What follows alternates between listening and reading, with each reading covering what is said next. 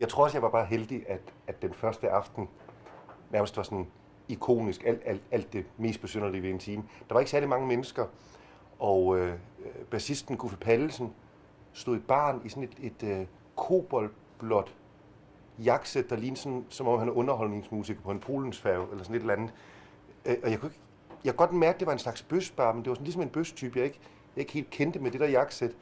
Og så, der var en transseksuel cabaretpersonlighed og bordellejerske, der hed Sandra Day, som i de år kom her en gang om ugen og holdt hof med nogle meget kulørte og meget dåsede gamle bøsser.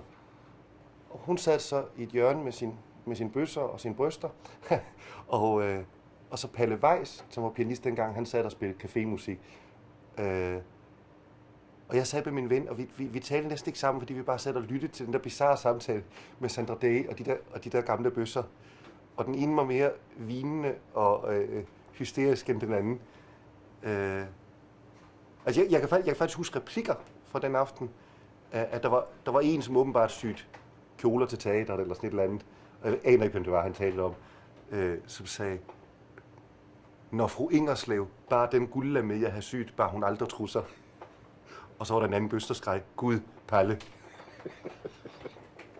Ej, jeg ved ikke, om det virker sjovt. Men jeg tænkte, det her, det er en lille støvet afkrog, som moderniteten har gemt. Her vil jeg gerne komme. Og så begyndte jeg sådan set bare at komme her regelmæssigt. Og så blev det til en vane, og så blev det til en last. Jeg plejer også nogle gange at sige, at det er et sted, hvor man kan have den vildeste fest, og samtidig et sted, hvor man kunne tage sin mormor med hen. Næsten altid, i det store hele, ja. Så synes jeg også, det udmærker sig ved gode manerer, ved høflighed, ved venlighed. Og det er selvfølgelig en kultur, der er. Det er også en kultur, som ejeren Lars Leth Hansen holder i hævd. At man må ikke råbe for højt, man må ikke te sig som en grubian. Og han diskriminerer også dejligt. Altså, hvis det er værdifulde personer, værdifulde stamkunder, de må gerne te sig. Men andre, som er nye, de skal lige tage det med ro, indtil de er en del af rummet. Altså han er meget stor sans for at styre den gode tone her. Ja, det er hans ansatte selvfølgelig også.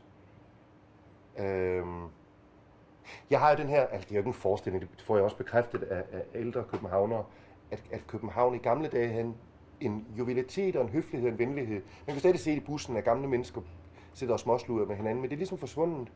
Og jeg synes, at når man ellers går i byen i vore dage, så gå hen og henvende sig til nogen, så formoder folk straks, at man har en dagsorden, at man vil klistre, eller man vil score, eller et eller andet. Og her det er lidt ligesom at være til en privat fest, at man kan sige, god aften, hvem er I, må jeg sætte ved jeres bord. Det findes næsten ikke mere. Og det sidste ting, jeg kunne sige, det har jo sødmen og åbenheden fra de brune værtshus, fra bodegaerne, men et fornemmere klientel. Altså det er en brun bodega, men uden schæferhund og de værste alkoholikere.